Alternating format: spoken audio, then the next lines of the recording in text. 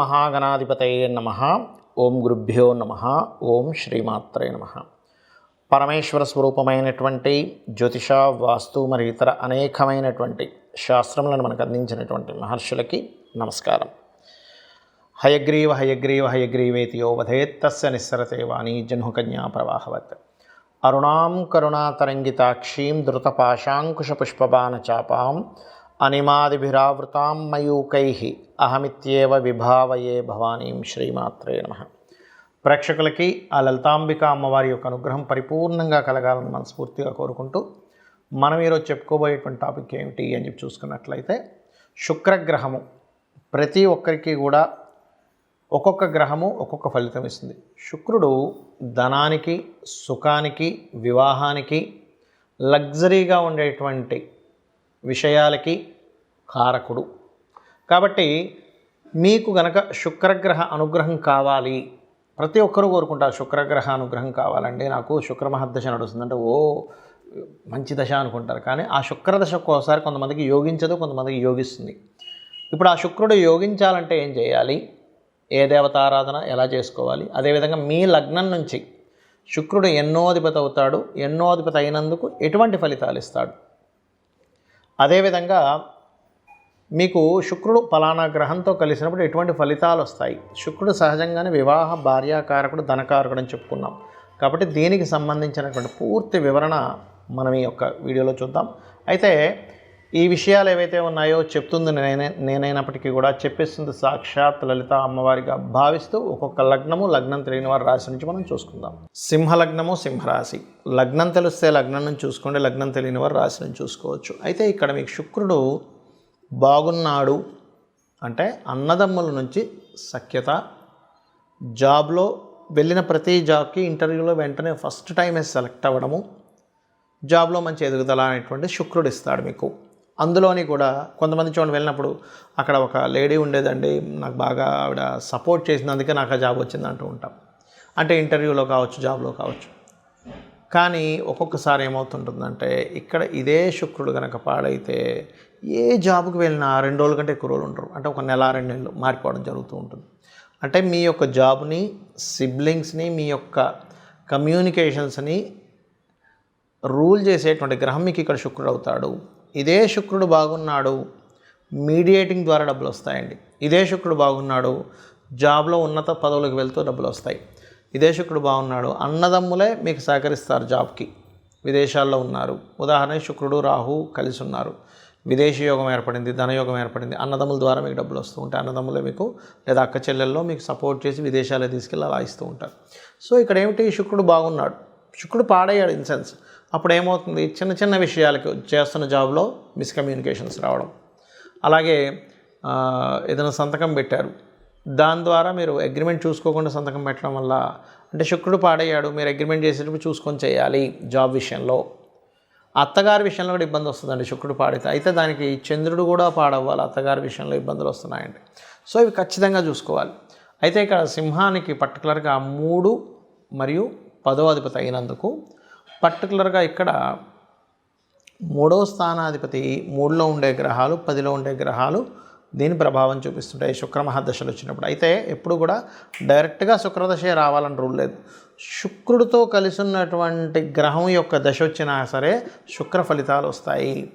ఆ శుక్రుడు బాగున్నాడు, అప్పుడు మీరేమనుకోవచ్చు, ఓకే నేను ప్లేస్ మారితే ఉద్యోగంలో రాణిస్తాను, ఇది బాగున్నాడు. బాగోలేడు, ఆ గ్రహానికి సంబంధించిన దానము, మంత్రము చేసుకుంటూ ఉంటే నేను రాణిస్తాను అనుకుంటూ మీరు దత్తాత్రేయుడి యొక్క ఆరాధన, జయ గురుదత్త, శ్రీ గురుదత్త అని అనుకుంటూ శుక్రుడికి సంబంధించినటువంటి అష్టోత్తరాలు లేదా లక్ష్మీదేవి యొక్క ఆరాధన మరియు లలితా సహస్రనామాలు చేయండి, అన్ని విధాలు బాగుంటుంది. చాలామందికి శుక్ర సంబంధించినటువంటి మహాదశలు వచ్చినప్పుడు యోగించదు. ఎందుకు యోగించదో కూడా చెప్తా ఇప్పుడు నేను మీకు. శుక్రుడు గుర్తుపెట్టుకోండి, శుక్ర రాసుల్లో ఏదైనా పాపగ్రహాలు ఉన్నా, చాలా ఇన్డెప్త్ సంబంధించిన విషయం ఇది.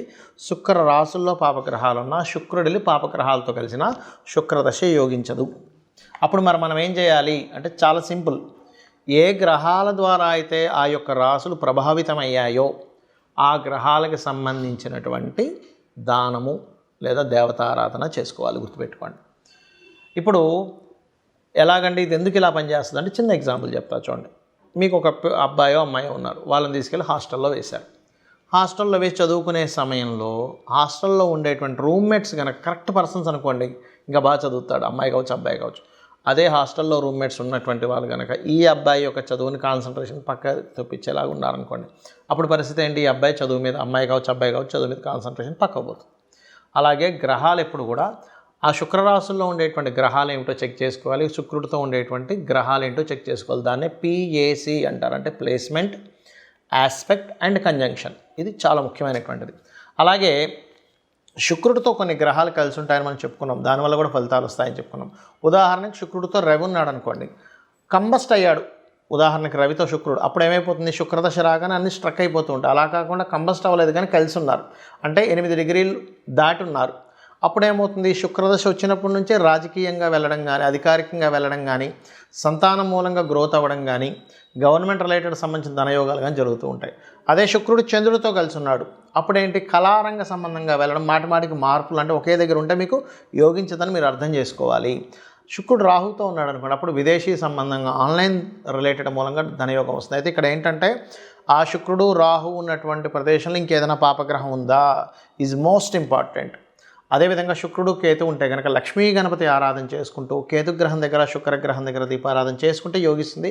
కాకపోతే శుక్రకేతు కాంబినేషన్ అనేటువంటిది ఆధ్యాత్మికంగా వెళ్ళేటువంటి వారికి, అంటే పౌరహిత్యం చేసేటువంటి వారికి ఇబ్బంది ఉండదు. వాళ్ళకి ఆ రూపంలో డబ్బులు అనేటువంటి వస్తూ ఉంటాయి. సాఫ్ట్వేర్ రిలేటెడ్ సంబంధంగా కూడా ధనయోగం రావడం జరుగుతుంటుంది. అదే శుక్రుడు బుధుడు కలిసి ఉన్నాడు, వ్యాపారం మూలంగా ధనయోగం. అయితే ఇక్కడ బాగా అర్థం చేసుకోండి, శుక్ర బుధులు కలిసి ఉన్నంత మాత్రాన వ్యాపారం అని వెళ్ళకండి. శుక్ర రాశుల్లో ఉండే గ్రహాలేంటి, బుధ రాశుల్లో ఉండే గ్రహాలేంటి? ఉట్టి శుక్రబుధులే ఉన్నారా, ఇంకేదైనా గ్రహం కలిసి ఉందా? ఎందుకంటే ఇప్పుడు శుక్రుడు బుధుడు కుజుడు కలిసి ఉన్నాడు, అప్పుడేమవుతుంది? వ్యాపారంలోకి వెళ్ళడం ద్వారా ఘర్షణలు వస్తూ ఉంటాయి. చాలా ఇంపార్టెంట్ ఇది, ఎందుకంటే ఒక ప్లానెట్ ఒక రిజల్ట్ ఇస్తుంది అన్నప్పుడు అది ఇంకా ఏ ప్లానెట్తో కలిసి ఉంది, అది ఏమి ఇవ్వబోతుంది, ఒక వ్యక్తి ఒక దాంట్లోకి అడుగు పెడుతున్నాడు అన్నప్పుడు ఆ అడుగు పెట్టినప్పుడు జరిగేటువంటి ఫలితాలు ఏమిటి, ఎలా ఉంటాయి అనేటువంటిది చాలా క్లీన్గా అబ్జర్వ్ చేయాలి.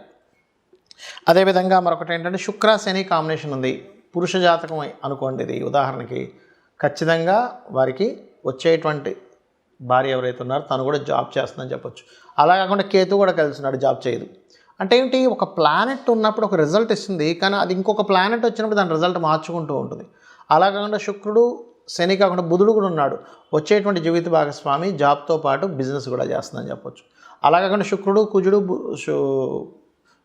మన శని ఉన్నారు, అప్పుడేంటి? వచ్చేటువంటి జీవిత భాగస్వామి కాస్త అగ్రెసివ్గా ఉంటుంది, స్ట్రైట్ ఫార్వర్డ్నెస్గా ఉంటుందని చెప్పొచ్చు. అంటే ఏంటి? శుక్రుడు వల్ల మనం వచ్చేటువంటి జీవిత భాగస్వామి ఎలా ఉంటుంది, తను ఏం చేస్తుంది, తన యొక్క స్వభావం ఏమిటి, తను వచ్చినప్పటి నుంచి వీళ్ళకు ఉండేటువంటి లైఫ్లో ఎటువంటి చేంజెస్ ఉంటాయి. ఒకవేళ ఏదైనా దోషం ఉన్నట్లయితే ఇది వివాహానికి కూడా చూపిస్తుందని చెప్పుకున్నాం మనం.